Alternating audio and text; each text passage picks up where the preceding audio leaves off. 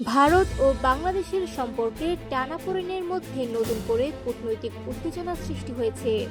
ভারতে উত্তর পূর্বাঞ্চলকে বিচ্ছিন্ন করার হুমকি ঘিরে দুই দেশের রাজনৈতিক অঙ্গনে শুরু হয়েছে তীব্র আলোচনা ও প্রতিক্রিয়া। বাংলাদেশ জাতীয় নাগরিক পার্টি এনসিপির দক্ষিণাঞ্চলের মুখ্য সংগঠক হাসনাত আব্দুল্লাহ সম্প্রতি এক সমাবেশে দেওয়া বক্তব্যে বলেন, ভারত যদি বাংলাদেশের সার্বভৌমত্ব, ভোটাধিকার ও মানবাধিকারকে সম্মান না করে তাহলে বাংলাদেশ ভারত বিরোধী শক্তি ও বিচ্ছিন্নতাবাদী গোষ্ঠীগুলোকে আশ্রয় দিতে পারে।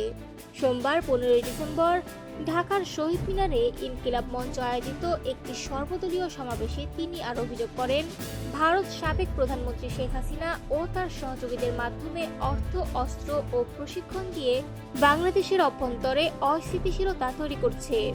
দিল্লিকে কেবলা বানানো কিছু রাজনৈতিক শক্তি দেশের স্বাধীনতাকে তৃতীয়বারের মতো বিক্রি করার প্রস্তুতি নিচ্ছে বলেও মন্তব্য করেন তিনি।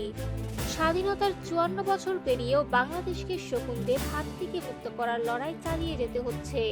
ভারত বাংলাদেশকে অস্থিতিশীল করার চেষ্টা করলে সেই প্রতিরোধের আগুন সীমান্ত ছাড়িয়ে ছড়িয়ে পড়বে এমন হুঁশিয়ারিও দেন তিনি। এমনকি ভারত বাংলাদেশকে আরেকটি ফিলিস্তিনে পরিণত করতে চায় বলেও অভিযোগ তোলেন। এই বক্তব্যের কড়া প্রতিক্রিয়া জানায় ভারত। ভারতীয় কর্মকর্তারা মন্তব্যগুলোকে দায়িত্বজ্ঞানহীন ও বিপজ্জনক বলে আখ্যা দেন।